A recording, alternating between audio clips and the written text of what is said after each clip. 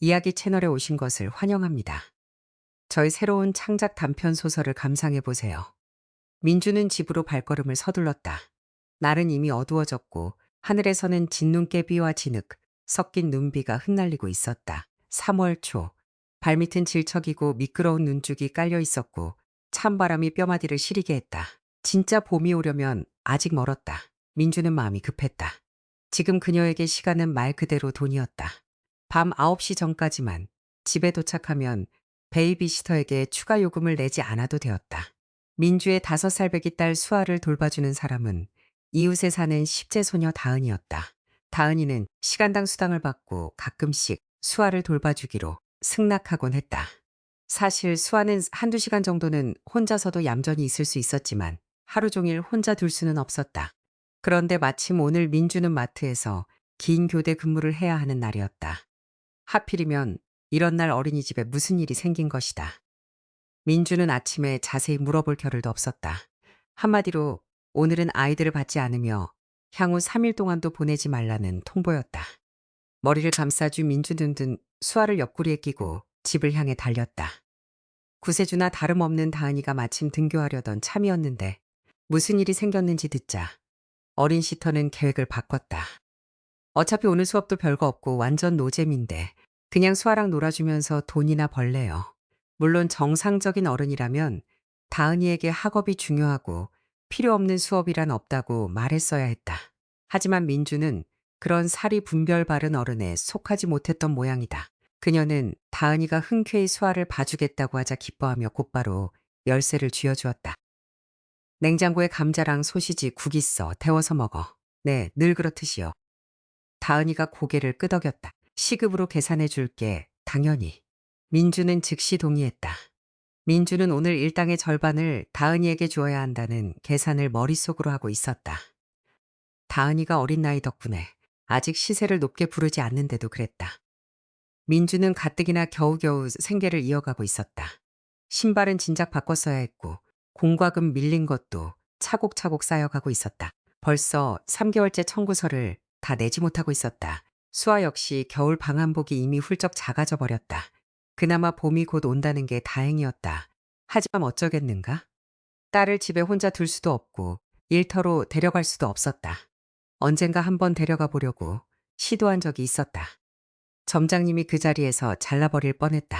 민주는 대형 쇼핑몰 내 거대한 식품 매장에서 카운터 겸 판매원으로 일하고 있었다. 거기선 숨 돌릴 틈도 없이 일이 몰아쳤고 아이는 어찌됐든 시간과 관심이 필요했다. 수아가 비록 얌전한 편이긴 했지만 그래도 아이는 아이였다. 결국 아이를 데리고 출근을 하는 건 불가능한 선택지였다. 병가도 마음대로 낼 수 없었다. 수아가 열이 날 때마다 민주는 발을 동동 구르며 동료들과 근무를 바꾸곤 했고 그 후에는 쉬는 날도 없이 몇 주 동안 일해야 했다. 혹은 친구나 이웃에게 돈을 주거나 품앗이를 약속하며 수아를 봐달라고 부탁해야 했다. 첫 바퀴 돌 듯 정신없이 살아가는 삶이었. 민주는 이 도시에서 아니 온 세상에서도 완벽히 혼자였다. 아이를 함께 돌봐줄 사람이 아무 없었다. 민주 자신도 할머니 손에서 자랐고 부모님의 얼굴조차 알지 못했다. 민주의 엄마는 언젠가 오직 자신만을 위한 아이를 낳기로 결심했었다. 꼭 딸을 낳고 싶어 했고 그렇게 딸이 태어났다. 할머니의 말에 따르면 민주의 아빠는 엄마가 학창 시절부터 짝사랑했던 오랜 지인이었다고 했다. 할머니조차 그 남자에 대해 잘 알지 못했는데 딸이 다른 사람들은 물론 엄마에게도 자신의 감정을 숨겼기 때문이었다. 민주의 엄마는 그 남자를 따라 서울로 올라갔다. 남자가 그곳에 아주 좋은 자리를 제안받아 떠났기 때문이다.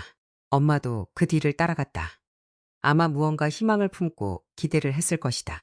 하지만 일은 잘 풀리지 않았고 그래도 사랑하는 사람의 아이를 낳을 수는 있었다. 당시로서는 엄마에게 그것만으로도 충분했다. 민주의 엄마는 큰 파란 눈에 길고 밝은 머리카락을 가진 인형 같은 딸을 꿈꿨다. 민주는 정말 그렇게 태어났지만 엄마는 모성애를 누릴 겨를도 없었다. 출산 후 희귀한 합병증이 생겼고 결국 목숨을 건지지 못했다. 내 엄마가 너를 민주라고 부르고 싶어 했단다. 할머니는 민주에게 이야기해주곤 했다. 정확히 말해주진 않았지만 그 비밀스러운 연인의 이름도 그랬던 게 아닐까 싶구나. 아마 내 아빠의 이름을 따서 지었을 거란다. 민주는 한때 자신의 아빠에 대한 진실을 알아보려고 애썼다. 엄마의 친구들과 이야기해 보기도 하고 엄마의 젊은 시절 사진들을 꼼꼼히 살펴보며 남자들의 얼굴을 유심히 들여다보기도 했지만 소용없었다. 아무도 아무것도 알지 못했다. 할머니 역시 아는 바가 없었다. 엄마가 그 사람을 모두에게 숨겼단다. 할머니는 고개를 저었다. 아무도 그 사정에 끼워 넣고 싶어 하지 않았어. 참 안타깝지. 그 사람이 누구였는지 알았더라면 너에게도 버팀목이 되어줄 혈육이 있었을 텐데. 하지만 뭐, 그 남자가 아이를 반가워했을지, 어땠을지 누가 알겠니. 할머니는 한숨을 쉬며 딸과 그녀의 안타까운 요절, 그리고 하나뿐인 자식에 이루어지지 못한 개인적 행복에 대해 생각했다. 민주는 어린 시절 어머니의 부재를 절실히 느꼈다. 할머니는 다정하고 인자하셨지만 그래도 엄마와는 달랐고 얼마 지나지 않아 할머니마저 세상을 떠나셨다. 그렇게 민주는 세상에 완벽히 혼자 남게 되었다.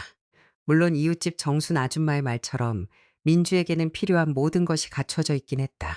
학력도 있었다. 민주는 식품가공학과를 졸업했다. 그다지 화려한 전공은 아니었고 이 지역에서 전공을 살려 취업하기는 힘들었지만 어쨌든 대학교 졸업장이었다. 머물 누울 자리도 있었다. 할머니와 함께 살던 원룸 아파트였다. 민주 외에는 이 집을 탐낼 상속인이 없었으니 이제는 엄연히 그녀 소유의 집이었고 그것만 해도 큰 자산이었다. 일자리도 항상 있었다. 전공과 관련도 없고 월급이 많지도 않았지만 생계를 이어가기엔 충분했다. 문제는 민주가 극심한 외로움을 느낀다는 점이었다. 아니, 물론 그녀에게도 친구나 지인, 동네 자매들, 동료들이 있었다. 민주에게는 금요일 밤을 함께 보낼 사람이 있었다. 친구들과 클럽에 가기도 했고, 아는 사람들과 여행을 떠나기도 했다. 그리고 동네에는 언제든 들르면 단골이 된 옛 친구를 반드시 만날 수 있는 바 두 곳과 카페 한 곳이 있었다. 그건 사실이었다. 민주는 상당히 사교적이고 쾌활한 성격이었다. 하지만 그런 것들은 그녀가 원하는 진짜가 아니었다. 민주는 사랑받고 누군가 자신을 기다려주고 자신을 걱정하고 챙겨주는 기분을 느끼고 싶었다. 할머니가 돌아가신 후로는 그런 느낌을 완전히 잃어버렸다. 민주의 또래 친구들은 딸을 걱정해서 걸려오는 엄마들의 전화에 짜증을 내곤 했다. 하지만 민주는 누군가 자신을 그렇게 안절부절 못하며 생색해주기만 한다면 무엇이든 바꿀 수 있을 것 같았다. 한마디로 민주는 가정을 너무나 열망했다. 언젠가는 반드시 자신만의 가정을 이루리라 믿었다. 자신이 직접 만들어갈 것이라고 말이다. 아마도 민주는 하루빨리 자신의 남편이자 아이들의 아버지가 될 사람, 무엇과도 바꿀 수 없이 소중하고 사랑스러운 인연을 만나고 싶었던 모양이다. 그녀 주변에는 수많은 남사친과 남자들이 있었지만 그중 누구도 그런 역할에 어울리지 않았다. 너무 진중하지 못했고 철이 없었으며 시끄럽고 장난기만 가득했다. 같이 놀고 이야기하고 단체로 시간을 보내기엔 좋았지만 인생의 동반자로서는 항상 나이가 좀 더 있는 남성들에게 끌렸다. 이미 직업적으로 자리를 잡고 자립했으며 가정을 이룰 준비가 된 그런 남자들 말이다. 아마 그래서였을 것이다. 훗날 수아의 아버지가 되었지만 그 사실을 끝내 알지 못했던 그 남자에게 그렇게 쉽게 마음을 빼앗겨 버린 것은 그들은 특히나 시끄럽고 즐거웠던 파티날 한 클럽에서 만났다. 클럽의 개업 5주년 기념일이었는데 손님들을 위한 수많은 이벤트와 시끄러운 음악, 서비스 제공되는 무료 칵테일이 넘쳐났다. 민주는 친구들과 함께 그곳에 갔다. 남녀가 섞인 대규모 무리였고 민주는 그런 분위기를 늘 좋아했다. 그리고 그 남자, 서준을 처음 마주친 것은 물품 보관소 근처였다. 키가 크고 구릿빛 피부에 짙은 눈동자를 가진 남자. 서준에게는 우아함, 세련됨, 스타일이 한데 어우러진 특별한 분위기가 있었다. 30을 살짝 넘겼거나 그쯤 되어 보이는 남자였다. 그는 민주를 아주 깊은 눈빛으로 바라보더니 살짝 미소를 지었다. 민주는 매력적인 외모의 소유자였고 스스로도 그 사실을 잘 알고 있었다. 키가 크고 날씬하며 파란 눈에 자연적인 금발을 가졌지만 결코 창백해 보이지 않는 외모였다. 짙고 뚜렷한 눈썹에 빽빽하고 긴, 거의 검은색에 가까운 속눈썹을 가지고 있었다. 많은 사람이 그녀가 유전자 복권에 당첨되었다고 말했다. 할머니는 손녀를 보고 예쁘다며 한숨을 쉬시곤 그게 복이 될 수도 있고 독이 될 수도 있다. 다 운에 달린 거지라고 덧붙이셨다. 민주는 남자들의 관심을 받는 것을 좋아했다. 감탄하는 시선을 즐겼지만 아무나 자신의 삶에 쉽게 끌어들이지는 않았다. 함께 가정을 일굴 바로 그단 한 사람만을 기다렸다. 민주는 남자들의 관심 어린 시선에 익숙했다. 그 시선들은 기분 좋았고 스스로를 아름답고 매력적으로 느끼게 해주었다. 하지만 그때 서준이 바라본 눈빛은 무언가 특별했다.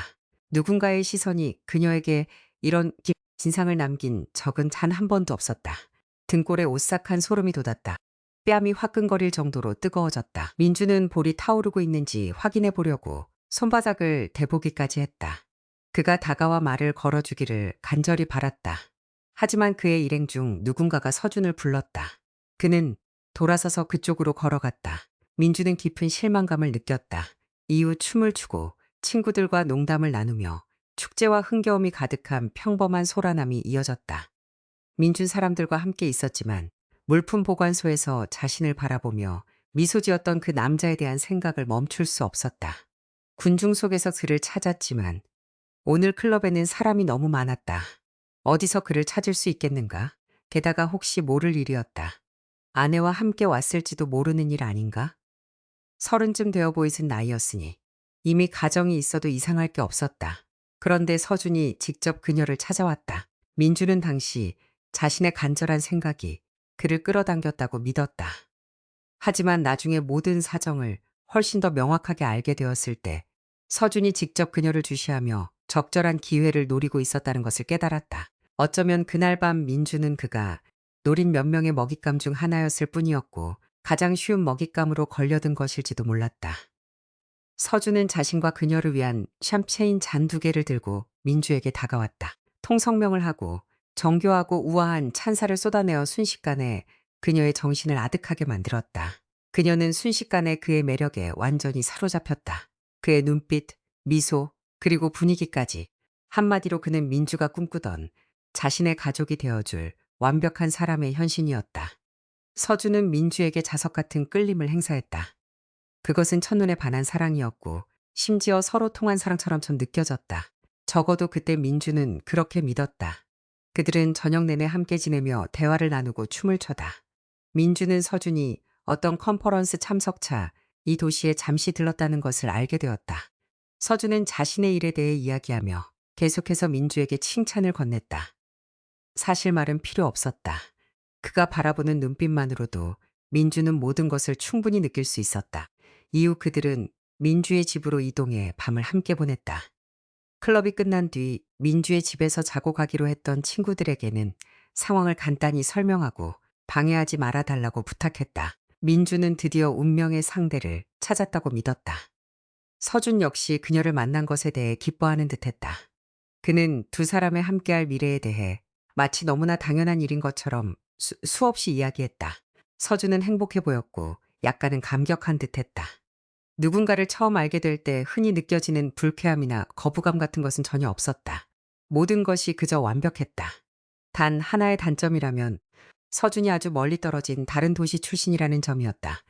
집, 직장, 생활 기반이 모두 그곳에 있었다. 다행히도 서준에게 배우자는 없었다. 그는 이혼했다고 말했다. 첫 번째 결혼에서 아이도 생기지 않았다고 했다.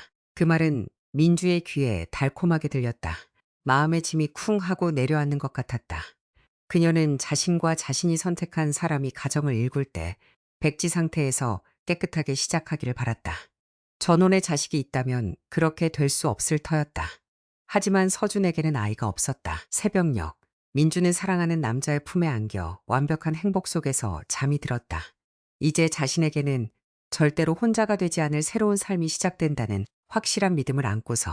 하지만 민주는 머리가 지끈거리고 심한 구토감을 느끼며 늦은 시각에 깨어났다. 나중에야 깨달은 사실이지만 그가 그녀에게 푹 잠들게 만드는 약을 몰래 타 넣었던 것이다. 하지만 그때만 해도 민주는 아무것도 눈치채지 못했다. 집 안에 서준은 없었다. 약간 당황스러웠지만 길지 않았다. 민주는 그가 편의점에 갔거나 다른 곳에 갔을 거라 생각했다. 곧 꽃다발을 들고 돌아와 어젯밤 시작된 동화 같은 이야기가 계속될 거라 믿었다. 하지만 서준은 돌아오지 않았다. 1시간이 지나도 2시간이 지나도 오지 않았다. 민주는 여전히 희망을 품은 채 청소, 요리, 독서 같은 일상적인 일을 하려 했었다. 하지만 손에 잡히는 것이 없었고 머릿속도 하얘졌다. 저녁 무렵이 되어서야 민주는 깨달았다. 서준은 돌아오지 않는다는 것을. 그가 그저 어리고 들뜬 바보 같은 여자를 이용했을 뿐이라는 사실을 깨닫는 것은 고통스러웠다. 하지만 서준과 함께 집안의 귀중품들이 사라졌다는 것을 알았을 때 민주는 더 큰 고통과 공포를 느꼈다. 가장 먼저 민주의 금붙이들이 사라졌다. 귀걸이 2쌍, 얇은 목걸이 몇 개, 그리고 팔찌 하나 정도로 많지 않은 양이었다. 꼬인뱀 모양의 그 팔찌는 할머니가 돌아가시기 얼마 전 민주의 20살 생일을 기념해 선물해 준 것이었다. 할머니의 사랑과 정성이 담긴 추억으로서 민주에게 너무나 소중한 물건이었다. 할머니가 손녀에게 가치 있는 선물을 해주기 위해 몇 달 동안 돈을 모아 사주신 것이었기 때문이다. 그런데 이제 그 모든 것이 사라져버렸다. 게다가 태블릿 PC가 사라졌고 희한하게도 장식장에 있던 인형까지 사라졌다. 그 도자기 인형은 지난 3월 8일 여신상의 한 남사친이 민주에게 선물해 준 것이었다. 그 친구는 인형이 민주를 닮았다고 말했다. 실제로 파란 눈의 금발을 가진 골동품 느낌이 나게 만들어진 인형이었다. 희귀한 진짜 골동품처럼 보였지만 사실은 겉모습만 그럴 뿐 아주 저렴한 일반 장난감에 불과했다. 하지만 서준인지 뭔지 아는 그 남자는 그 사실을 알 리가 없었다. 골동품 매니아들에게 돈을 받고 팔 수 있는 수집품이라고 생각하고 가져갔음이 틀림없었다. 남은 건 그의 실망감뿐일 터였다. 민주는 처음에 그 누구에게도 자신에게 일어난 일을 말하지 않았다. 친구들은 물론 궁금해했다. 클럽에서 잘생긴 남자와 함께 행복하고 들뜬 표정으로 나가는 민주를 보았기 때문이다. 민주는 농담으로 넘기며 기분 전환 삼아 아양을 떤 수많은 남자 중 하나일 뿐이라며 아무렇지 않은 척했다. 자기가 사기꾼에게 속아 순진하게다 굴다가 털렸다는 걸 인정하는 게 너무 수치스러웠기 때문이다.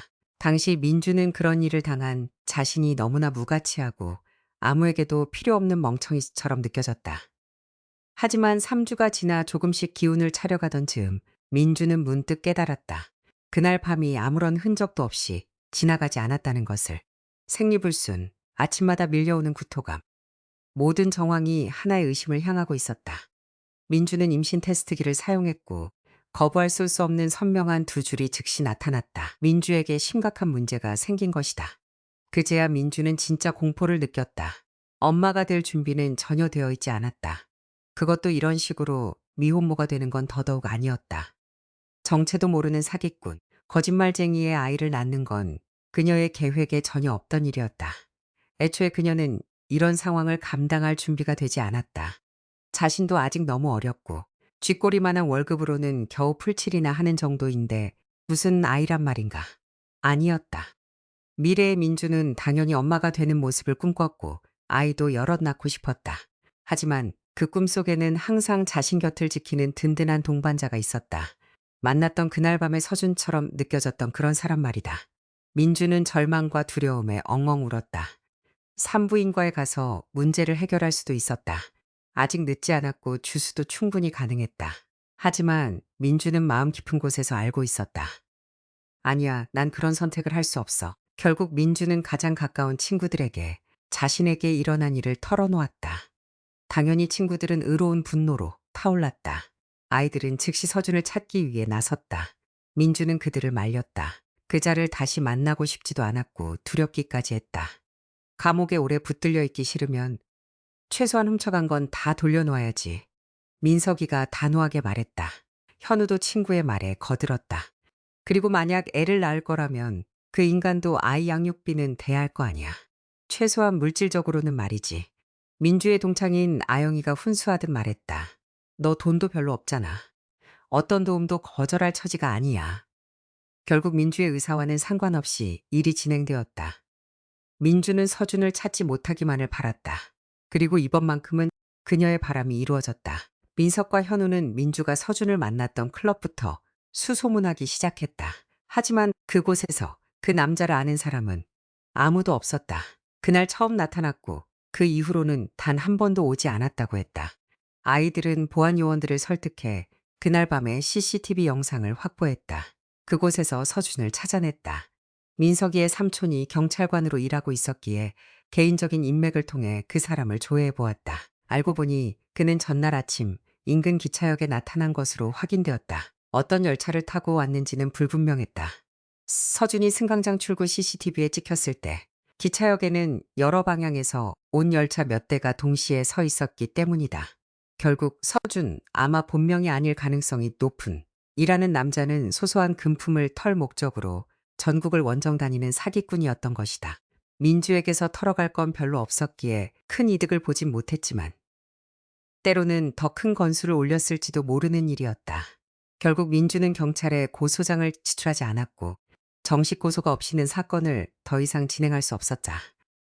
친구들은 민주를 설득하며 이런 사기꾼은 반드시 막아야 한다고, 그 과정에서 또 다른 피해자가 나올 것이라지며 설득하려 했다. 하지만 민주는 단호했다. 하루빨리 일어난 일을 잊고 싶었을 뿐이다. 그녀는 어떤 직감에 의해 곧 자신이 나서지 않아도 서준에게 업보가 돌아갈 것이라 느꼈다. 지금 그녀에게 중요한 것은 곧 가까울 출산을 준비하고 아이의 탄생에 맞추어 향후 삶의 세부 사항들을 계획하는 것이었다. 정해진 때가 되어 민주는 딸을 낳았고 수아라는 이름을 지어주었다. 세상은 순식간에 새로운 의미로 가득 차올랐고 한층 밝고 따뜻해졌다.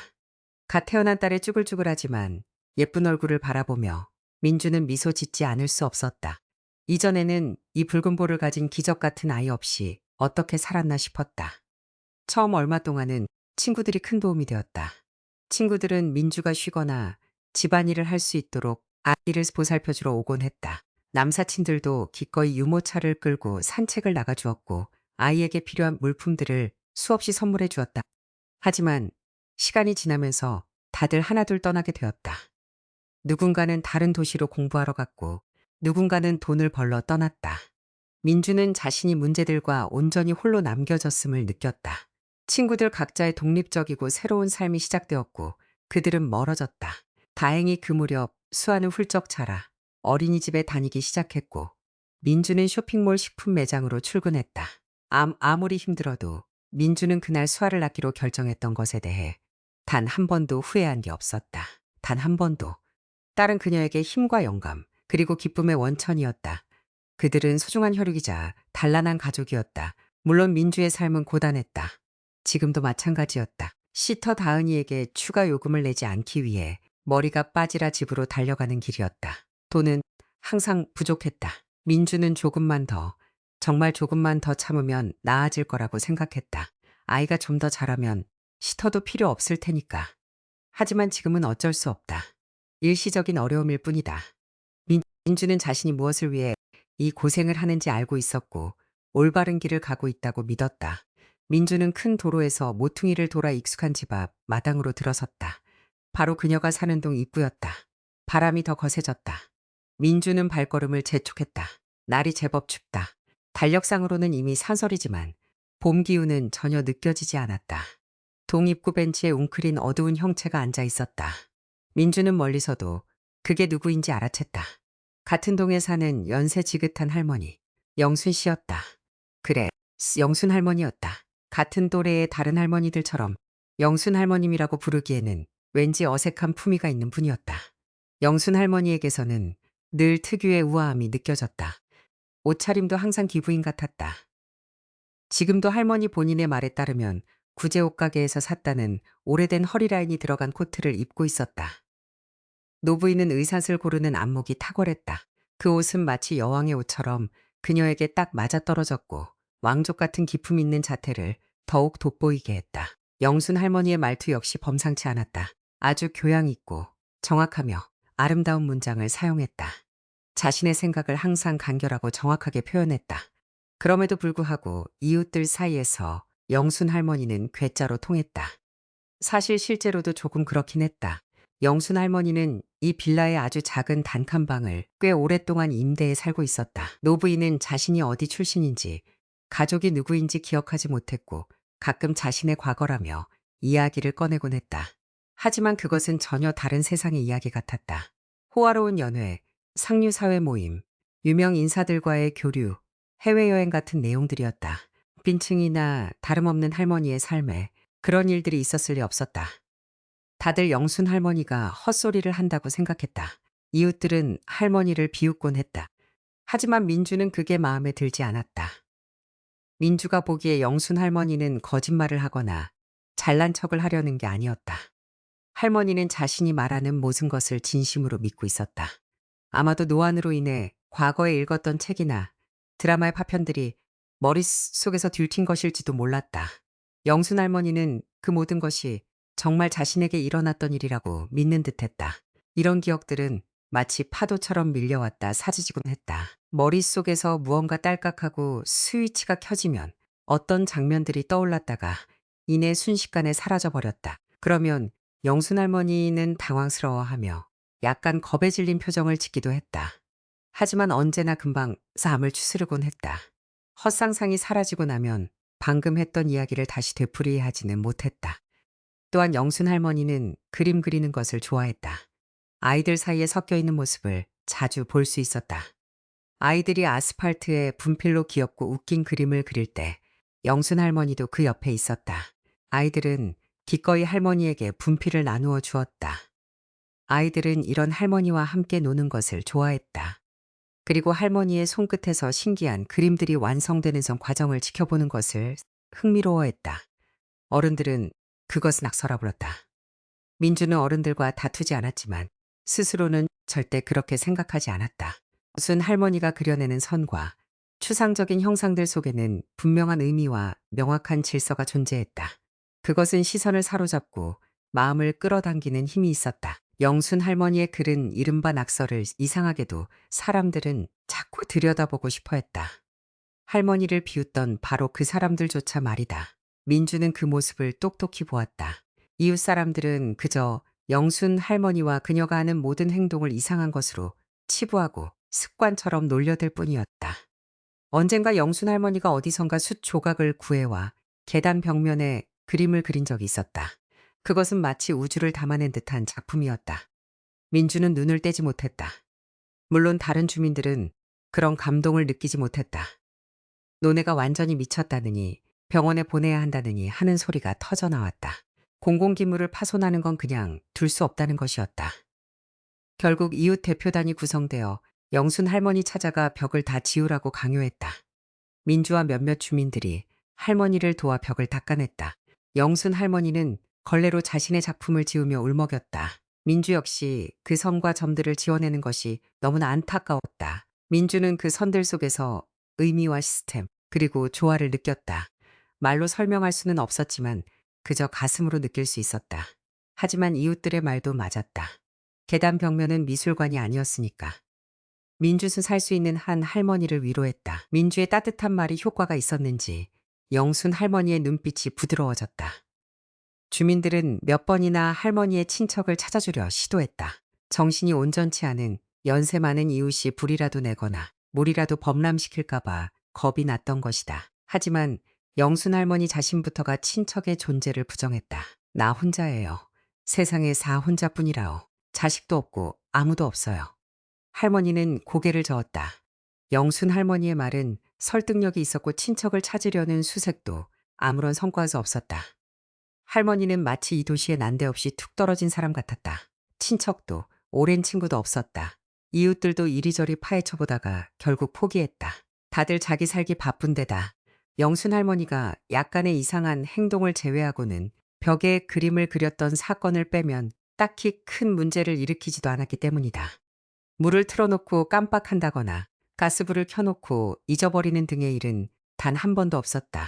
영순 할머니는 온순하고 매우 친절하며 조용하고 약간은 엉뚱한 분이었다. 민주는 할머니가 마음에 들었다. 그리고 불쌍하기도 했다. 늙은 나이에 이렇게 홀로 남겨진다는 것은 두렵고 슬픈 일이다. 하지만 영순 할머니는 아무런 불안감도 내색하지 않았다. 오히려 모든 것에 만족하며 사는 것처럼 보였다. 노부인은 늘 평온하고 침착해 보였으며 모두에게 미소를 짓고 인사를 건넸다. 민주의 딸 수아를 포함한 동네 아이들은 영순 할머니를 너무나 좋아했다. 할머니는 항상 아이들의 말에 귀를 기울여주고 따뜻한 위로의 말을 건네주었기 때문이다. 맑고 맑은 영혼을 가진 분임이 틀림없었다. 그런 영순 할머니가 지금 동입구 벤치에 앉아 무언가 생각에 잠겨 미소 짓고 있었다. 머리 위로는 진눈깨비가 쏟아지고 얼굴에는 매서운 바람이 몰아치는데도 할머니는 그것을 전혀 개의치 않는 듯했다. 산책을 하기엔 너무나 안 좋은 날씨였다. 민주는 즉시 무언가 잘못되었음을 직감했다. 안녕하세요, 할머니. 민주가 걸음을 줄이며 환하게 인사를 건넸다. 다은이를 어서 집으로 보내 추가 시급을 내지 않아야 했지만 영순 할머니를 그냥 지나칠 수는 없었다. 왔니, 민주야. 할머니는 고개를 끄덕이며 늘 그렇듯 따뜻하고 다정한 미소를 지어 보였다. 산책하기엔 날씨가 너무 안 좋아요. 민주가 조심스럽게 말을 꺼냈다. 민주는 무슨 일이 있어도 할머니를 집까지 모셔다 드리기로 마음먹었다. 노부인의 뺨과 코는 추위로 이미 붉게 물들어 있었다. 코트는 흠뻑 젖어 있었지만 정작 할머니는 그것조차 느끼지 못하는 것 같았다. 정말 그랬을지도 모른다. 이웃들이 할머니를 괴짜라 부르며 할머니의 건망증과 이른바 낙서를 비웃었던 것도 괜히 그런 것은 아니었으니까. 그러게나 말이다. 오늘 날씨가 참 춥구나. 영순 할머니는 늘 그렇듯 품위 있게 고개를 끄덕였다. 그럼 어서 들어가세요. 제가 모셔다 드릴게요. 감기 걸리시겠어요. 민주가 제안했다. 아니란다. 이제 돌아갈 집이 없단다. 영순 할머니가 어깨를 으쓱했다. 네? 그게 무슨 말씀이세요? 민주가 놀라 그 말을 듣고 나서야 민주는 얼마 전 이웃들이 나누던 대화가 떠올랐다. 집세와 공과금이 오른다며 월급은 그대로인데 살기 힘들어진다고 불평하던 소리들. 그렇다면 영순 할머니는 늘어난 집세를 감당할 수 없었던 걸까? 할머니가 받는 연금은 최소한의 기초연뿐이었으니까. 결국 집주인이 할머니를 쫓아낸 것이 틀림없었다. 영순 할머니는 민주의 추측이 맞다는 것을 확인해 주었다. 집주인이 월세를 올렸단다. 노부인은 가벼운 한숨을 내쉬며 말했다. 내가 무슨 돈이 있겠니? 가뜩이나 겨우겨우 풀칠하며 살았는데 말이다. 에휴, 내가 너무 늙고 힘이 없어서 더 이상 일을 할 수 없다는 게 참 안타깝구나. 예전엔 이런 게 아무 문제도 아니었는데. 늙은 이웃의 그 말에 민주의 가슴이 아려왔다. 지금 할머니는 얼마나 절망스러울까. 돈도 없고 가족도 없고 이제 머물 지붕조차 사라져버렸다니. 그럼 이제 어디로 가세요? 민주가 조심스럽게 물었다. 영순 할머니에게 친구나 친척이 없다는 것을 잘 알고 있었기 때문에. 글쎄다. 아직 모르겠구나. 생각 좀 해봐야지. 아마 그냥 길이 이끄는 대로 앞으로 걸어가 보지 않을까 싶다. 언젠가 내가 이곳에 찾아왔을 때처럼 말이다. 그때도 그렇게 흘러들어와. 여기서 몇 년 동안 아주 즐겁게 지냈지. 이번에도 걸어가다 보면 어디든 도착하지 않겠니? 영순 할머니는 정말 어디선가 난데없이 나타났듯 이제는 다시 아무도 모르는 곳으로 떠나려 하고 있었다. 민주는 도저히 그 모습을 그냥 두고 볼 수 없었다. 지금 당장 갈 곳이 정해진 건 아니라는 말씀이시죠? 민주가 물었다. 그렇단다. 영순 할머니가 고개를 끄덕였다.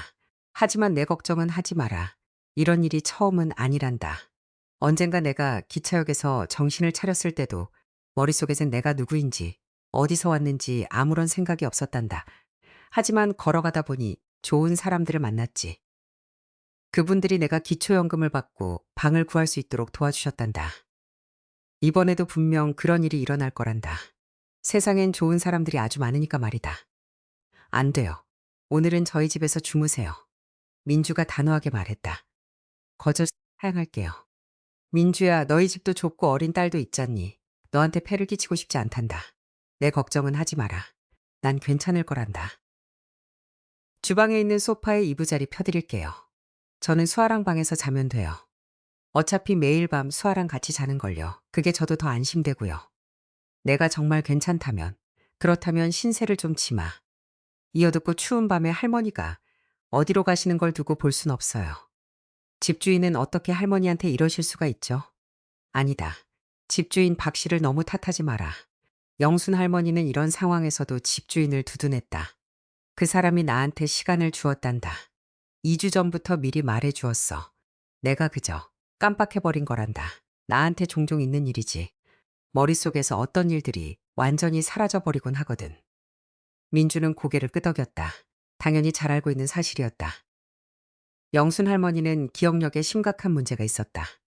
동네 병원에서 치료를 받아보려고도 했지만 의사가 처방해준 약값이 너무 비싸 자 3억을 엄두를 내지 못했다.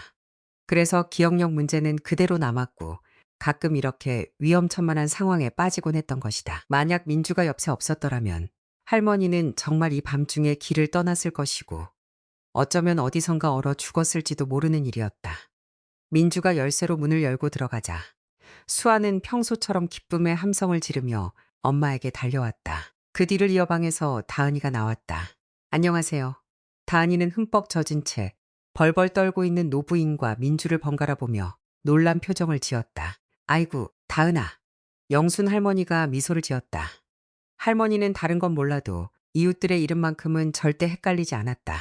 특히 아이들을 예뻐했던 노부인이었기에 다은이가 자라는 모습을 곁에서 다 지켜보았었다.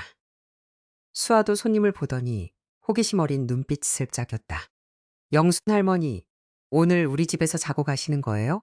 민주는 딸의 눈치채는 능력에 또 한 번 놀랐다. 수아는 어린 나이임에도 눈썰미가 좋았고 정확한 결론을 내려곤 했다.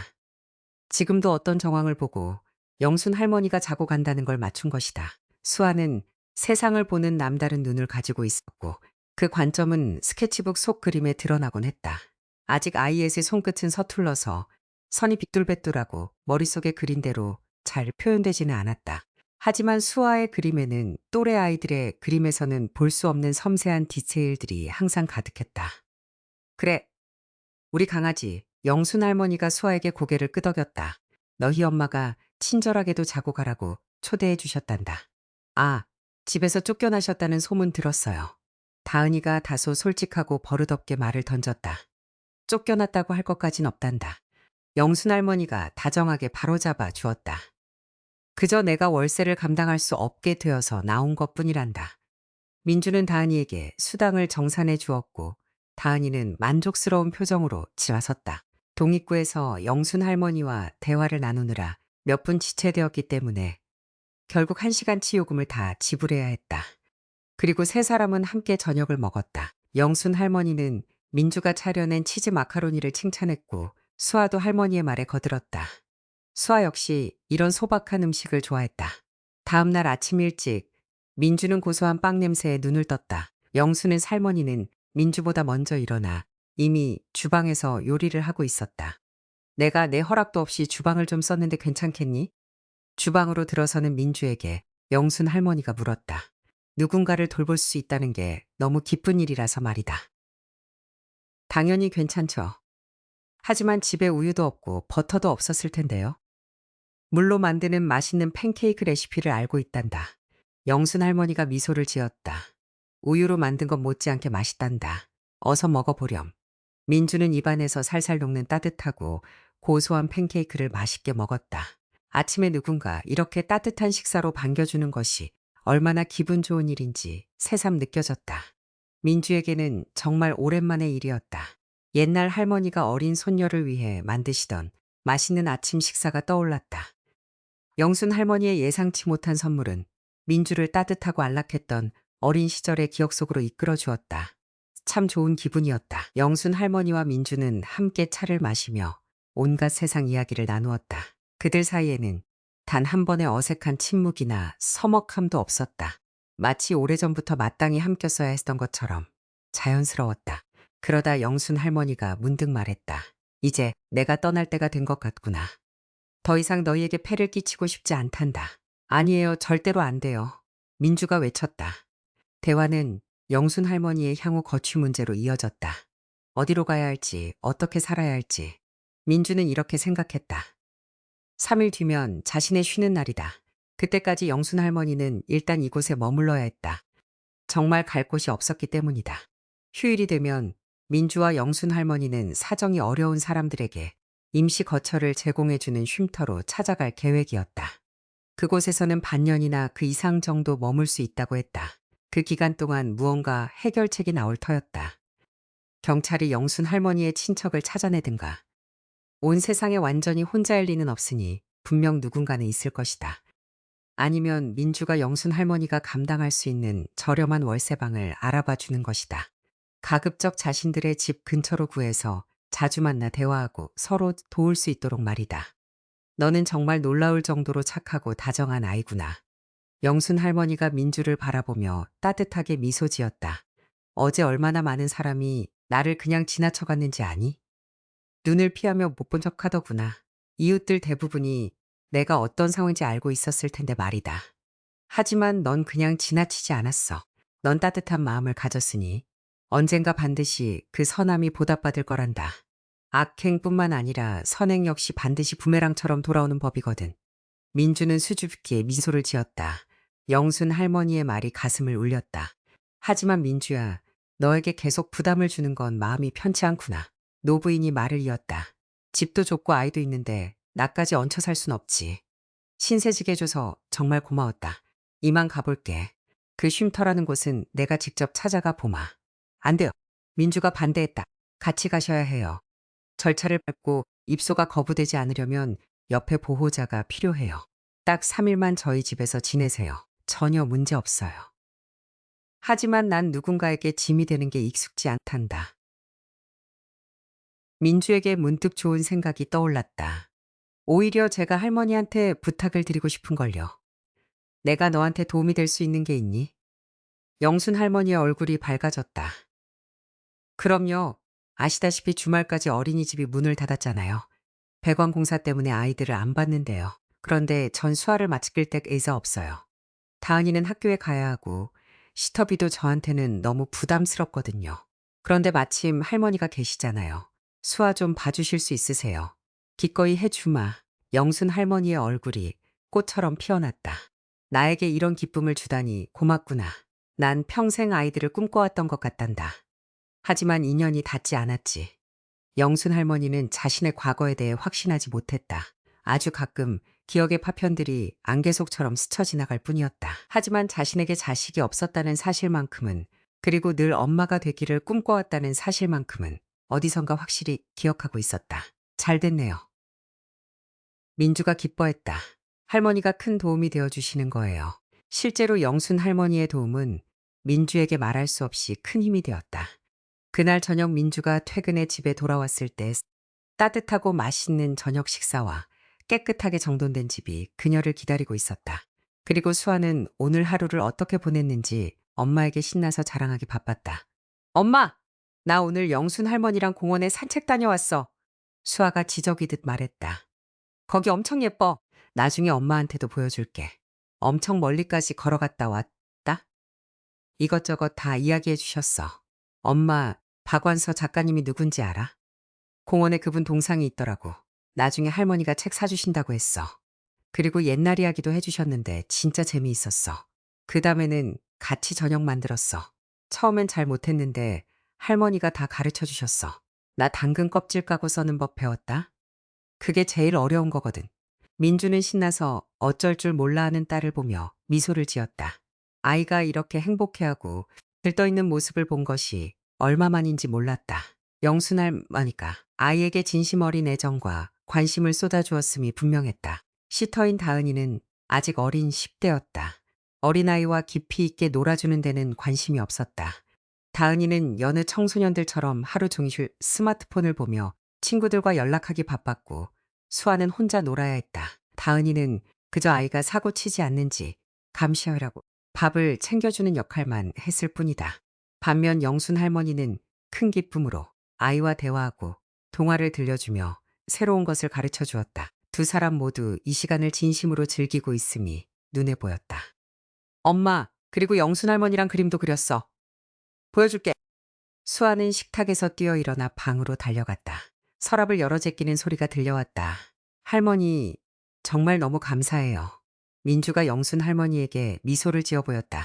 수아가 저렇게 좋아하네요. 수아는 재능이 있단다, 민주야. 영순 할머니가 민주를 진지하게 바라보며 말했다. 아이의 잠수성이 아주 예민하고 다른 사람들의 눈에 보이지 않는 것을 볼 줄 아는구나. 수아는 타고난 화가란다. 글쎄요. 민주는 고개를 저었다. 딸이 재능이 있다는 말이 기쁘긴 했지만 민주도 또래 아이들의 그림을 본 적이 있었다. 미술학원이나 교실에 다니는 아이들은 자신이 본 것을 종이에 훨씬 더 능숙하게 옮겨 그리곤 했다. 영순 할머니는 마치 민주의 생각을 읽은 듯했다. 테크닉은 중요하지 않단다. 노부인이 고개를 저으며 말했다. 테크닉은 익히면 되는 거란다. 쉽게 습득할 수 있는 부분이지. 하지만 수아는 화가의 시선을 가지고 있단다. 사물의 본질을 볼 줄 알아. 아직 이렇게 어린아이인데 말이다. 참 놀라운 일이지. 잠시 후 수아가 한 아름 그림을 안고 기쁜 표정으로 돌아왔다. 영순 할머니의 지도를 받아 그린 수아의 그림은 이전보다 훨씬 알록달록하고 인상적이었다. 그리고 몇몇 그림은 영순 할머니가 직접 그린 것이었다. 그것은 이전의 추상적인 낙서가 아니라 고양이, 공주님, 따뜻한 집 같은 그림들이었다. 민주는 놀란 눈으로 그 스케치들을 살펴보았다. 입체감, 형태, 감정, 그리고 입체적인 움직임. 그림 속에 모든 것이 담겨 있었다. 전문가의 손길이 느껴졌다. 민주는 미술에 대해 잘 몰랐지만 영순 할머니가 과거에 미술을 전문적으로 배웠거나 타고난 천재적 재능을 가지고 있음을 직감할 수 있었다. 할머니 옛날에 어떤 일을 하셨던 거예요? 민주가 다시 한번 물었다. 전에도 몇 번 물어본 적이 있었지만 그때마다 답변은 할머니의 상태에 따라 매번 달라지거나 모호했었다. 아이들과 관련된 일을 했던 것 같구나. 영순 할머니는 이마를 찌푸리며 말했다. 오늘 수아랑 그림을 그리는데 문득 머릿속에서 용어들이 떠오르고 어떤 환영 같은 장면들이 보이더구나.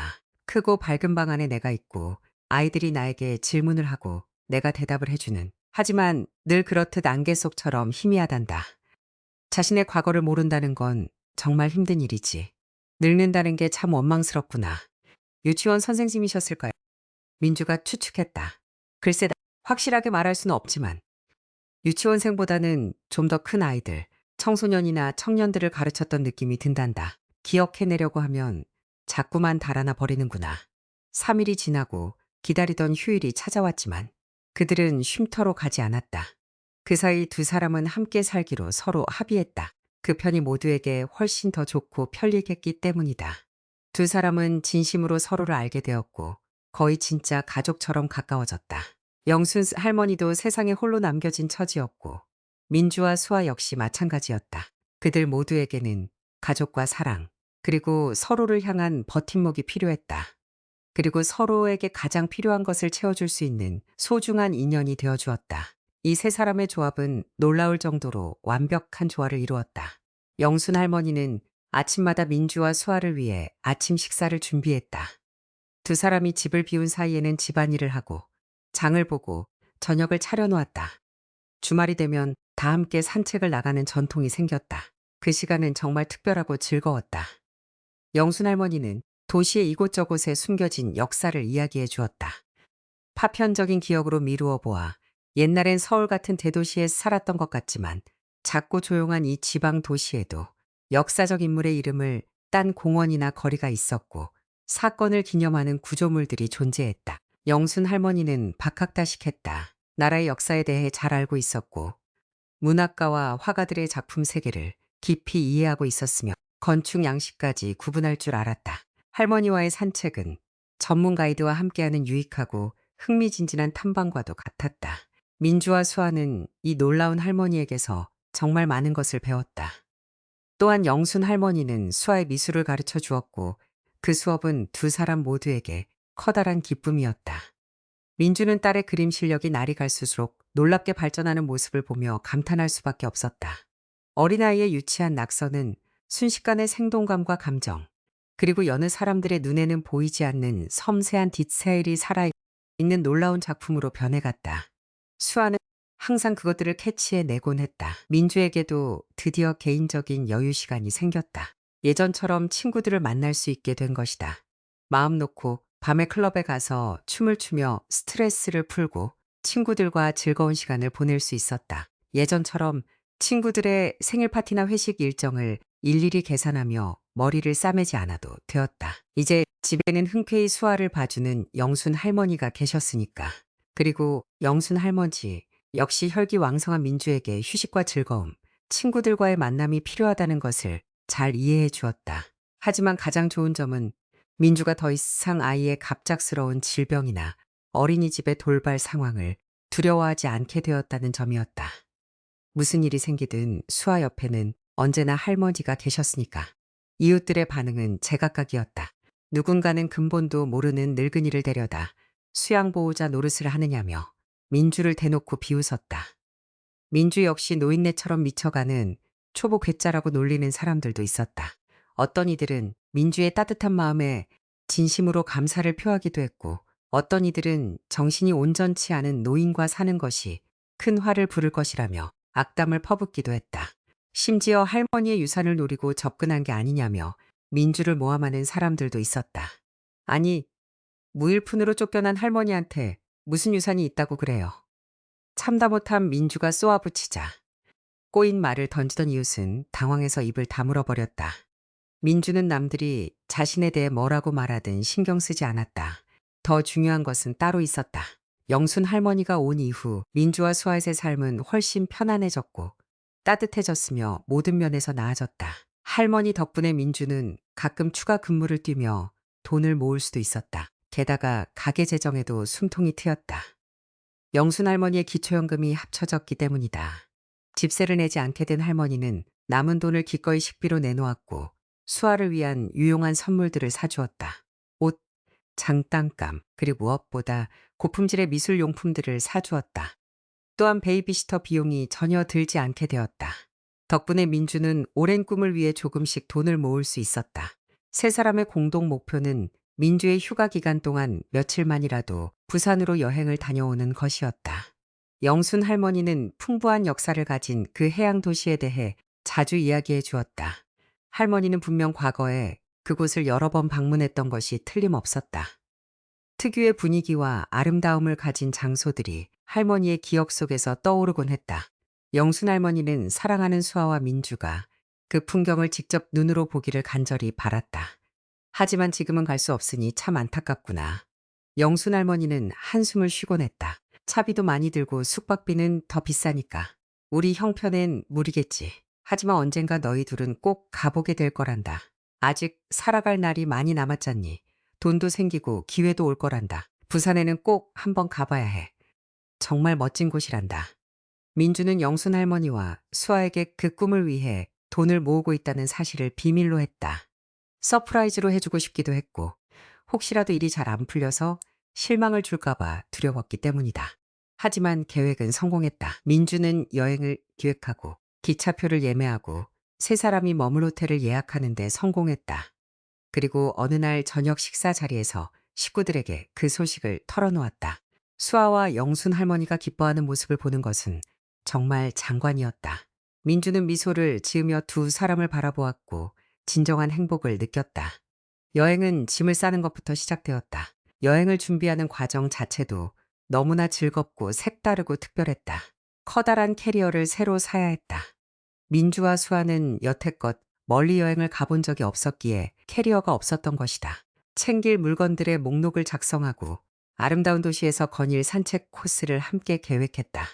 영순 할머니는 부산에서 보낼 며칠 동안 모든 것을 다 경험하고 싶어 했다. 마치 오래된 소중한 친구를 만나러 급히 달려가는 산 사람처럼 설레어했다. 너희 정말 감탄하게 될 거란다. 영순 할머니는 연신 되풀이했다. 우리가 부산으로 가다니 정말 꿈만 같구나. 그것은 정말 잊지 못할 여행이었다. 그들은 주요 관광지들을 둘러보았다. 자신의 과거를 거의 기억하지 못하던 영순 할머니였지만 이 거대 도시에서만큼은 길을 아주 잘 찾았다. 활기찬 부산거리에서 할머니는 물 만난 물고기처럼 자연스러워지다. 민주와 수아는 눈을 반짝이며 사방을 둘러보았다. 도시의 특별한 분위기에 매료되었다. 영순 할머니의 말이 옳았다. 멋진 풍경에 숨이 막힐 지경이었고 디테일을 잘 알아채는 수아는 감격에 겨워 어쩔 줄을 몰라 했다. 영순 할머니는 유명 관광지뿐만 아니라 가끔 골목길로 그들을 이끌기도 했다. 할머니는 마치 어떤 직감에 이끌리는 듯했다. 미리 계획해둔 것 같지는 않았다. 벗어나가에서 살짝 벗어난 골목으로 들어서면 다른 사람들의 눈에는 띄지 않는 숨겨진 보물 같은 장소들이 나타났다. 오래된 벽에 그려진 벽화와 모자이크, 옛 시대의 서양 화가들의 화폭에서 걸어 나온 듯한 아기자기한 골목길. 그 모든 것이 갑작스럽고 예상치 못하게 펼쳐졌다. 영순 할머니는 정말 부산을 누구보다 잘 알고 있었다. 할머니, 혹시 여기가 고향이세요? 민주가 물었다. 할머니의 모습이 이곳 사람처럼 너무 자연스러웠기 때문이다. 글쎄다. 확신할 수는 없지만 이 도시를 아주 잘 알고 있다는 것만큼은 분명하구나. 내 도시 같아. 최소한 여기에 아주 많이 와봤거나 어쩌면 옛날에 여기서 학교를 다녔을지도 모르겠구나. 한 가지 분명한 건 여기 있으니 숨쉬기가 훨씬 편하다는 거란다. 떠나기 전날 마지막 날 영순 할머니와 민주, 수아는 해운대 해변 산책로를 걸어보기로 했다. 멋진 건축물, 동상, 지나가는 사람들까지 모든 것이 눈을 즐겁게 주었다. 세 사람이 난간에 기대어 시원한 바다 파도를 바라보고 있을 때 문득 누군가의 목소리가 들려왔다. 울림이 있는 근사한 남성의 목소리였다. 영순 씨. 당신 영순 씨 맞지? 민주는 누구보다 빠르게 반응한 영순 할머니를 따라 뒤를 돌아보았다. 그들 앞에는 한 남성이 서 있었다. 흰 머리카락, 이목구비가 뚜렷한 얼굴, 옆구리에는 서류 가방을 끼고 있었다. 예술가적 기품이 느껴지는 멋진 신사였다. 외모만으로도 단번에 알아볼 수 있었다. 영순 씨. 남성은 관광객들을 유심히 들여다보며 다시 한번 불렀다. 맞네, 당신 맞잖아. 세상에, 언제 돌아온 거요? 무슨 말씀이신지 잘 모르겠네요. 영순 할머니가 남성을 위아래로 훑어보며 말했다. 하지만 낯이 많이 익은 분 같네요. 남성은 얼굴을 가리고 있던 책모자를 벗었다. 이게 더 잘 보이겠지, 나요. 나 정우라네. 나 기억 안 나요. 변화하는 영순 할머니의 표정을 보고 민주는 깨달았다. 할머니가 기억을 되찾았다는 것을. 민주는 선 유람선 갑판 위에 서서 배가 물살을 가르며 만들어내는 하얀 거품을 바라보고 있었다. 그들은 지금 영순 할머니의 작품들이 전시되는 이탈리아의 미술 전시회로 향하는 중이었다. 해운대에서의 그 만남이 모든 것을 바꾸어 놓았다. 영순 할머니를 알아본 사람은 그녀의 오랜 친구이자 화가 동료인 유명 중견 화가 정우 씨였다. 그가 마침내 영순 할머니에게 일어났던 모든 일의 전말을 밝혀주었다. 영순 할머니는 유명하고 영향력 있는 저명한 추상 화가였다. 이웃들이 낙서라고 부르던 것은 사실 그녀의 작품 스케치였다. 영순 할머니의 작품들은 비싼 가격에 거래되고 있었고 수집가들이 열광하며 경매에 오르곤 했다. 커다란 성공을 거둔 인물이었다. 영순 할머니는 아주 어린 시절부터 그림을 그렸다. 대학 교수 아버지와 시인 어머니 사이에서 태어났으니 그런 부모 밑에서 예술적 재능을 타고난 딸이 태어난 것은 당연한 일이었다. 영순 할머니는 평생 가난을 경험해 본 적이 없었다. 일찍부터 성공을 거두었고 그림을 그리는 한편 지역 예술대학에서 학생들을 가르쳤다. 크고 밝은 교실에서 아이들을 가르쳤던 기억은 바로 거기서 온 것이었다. 개인 레슨을 하기도 했다. 영순 할머니의 삶은 모든 것이 완벽했다. 성공, 부, 그리고 사랑. 대학을 졸업하자마자 동기였던 민수 씨와 결혼했다. 정말 완벽하고 이상적인 부부였다. 단 하나의 소망, 즉 엄마가 되는 꿈을 이루지 못했다는 점만이 그들의 행복에 그늘을 드리웠다. 하지만 그럼에도 영순 할머니의 삶은 여전히 아름답고 찬란했다. 남편과 함께 수많은 곳을 여행했고 친구들과 전시회, 일, 그리고 해외 출장으로 가득 찬 나날을 보냈다. 정우 씨의 말에 따르면 두 사람은 서로를 너무나 사랑해서 단 한 번도 다툰 적이 없었다고 했다. 스캔들과 파경이 난무하는 예술가 동네에서는 보기 드문 희귀한 일이었다. 또한 정우 씨는 영순 할머니의 기억력 문제, 즉 알츠하이머 증세가 상당씩 나타나기 시작했다고 전했다. 뇌신경 세포의 이상이었지만 남편 민수 씨가 최고의 의료진과 약을 동원해 병세를 잘 관리해 주었다고 한다.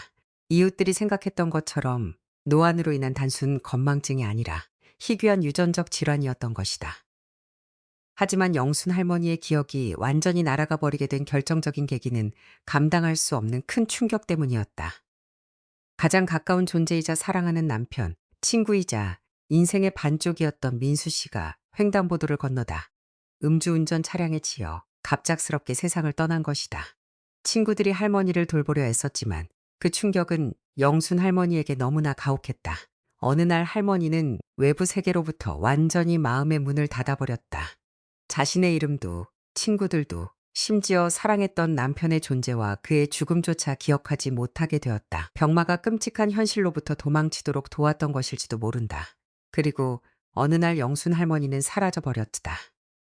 친구들이 감시했지만 할머니는 신분증도 소지품도 없이 지갑도 두고 그냥 걸어나가 버렸다. 경찰과 흥신소까지 동원되어 수색이 펼쳐졌다. 기차역에서 할머니의 흔적이 끊겼다. 아마 표도 없이 기차에 몰래 탔다가 어느 간이역에서 쫓겨난 모양이었다. 수색은 처음 몇 년 동안 적극적으로 진행되었으나 점차 시들어갔다. 사건이 종결되지는 않았지만 아무도 할머니를 찾을 수 있을 거라 믿지 않았다. 살아있을 거라는 희망조차 품기 힘들었다. 그런데 당신이 이렇게 집 근처 부산에 나타나다니 난 내 눈을 믿을 수 없었어. 정우 씨는 감격해하며 영순 할머니를 바라보았다. 영순 할머니는 모든 기억을 되찾았다. 남편과 완전한 기억 상실 이전의 삶까지 모두 다. 오랜 친구인 정우 씨를 만난 충격이 기억을 되살리는 열쇠가 되어준 것이다. 영순 할머니에게는 전문적인 치료와 고가의 약물이 필요했다. 그 질환은 사라진 것이 아니라 정우 씨와의 만남 덕분에 잠시 물러난 것일 뿐이었으니까. 그리고 영순 할머니에게는 그 모든 것을 감당할 만한 자산이 충분히 있다는 사실이 밝혀졌다. 할머니는 여러 채의 아파트와 고급 승용차, 그리고 무엇보다 재능 있는 아이들을 위한 사립미술학교의 소유주였다. 그리고 이제 그 학교에는 수아도 다니고 있었다. 모든 것이 마치 드라마 같았다. 민주가 영화나 소설에서 이런 줄거리를 보았다면 작가가 현실성이 없다고 비판했을 것이다. 하지만 이 모든 일이 실제 그들의 삶에서 일어났고 믿기 힘들 만큼 현실이 되었다. 삶은 완전히 바뀌었다. 영순 할머니는 민주와 수아에게 이전처럼 셋이서 함께 살자고 제안했다. 다만 이번에는 할머니 소유의 크고 아름다운 아파트 중 하나에서 말이다. 민주는 제안을 받아들이기가 송구스러웠지만 다른 한편으로는 영순 할머니와 헤어지고 싶지도 않았다. 언젠가 내가 너에게 착한 마음씨에 대한 보답을 받게 될 거라고 했던 말 기억하니? 영순 할머니가 물었다. 민주는 고개를 끄덕였다. 그런 대화를 나눈 적이 있었다. 그게 바로 지금이란다. 넌 이 모든 걸 누릴 자격이 있어. 우리 모두 자격이 있고 말고. 그리고 지금 그들은 영순 할머니의 작품이 전시될 아름다운 휴양 도시의 전시회를 향해 다 함께 항해하고 있다. 화가는 다시 붓을 잡았고 대학과 자신이 세운 미술학교에서 아이들을 다시 가르치기 시작했다.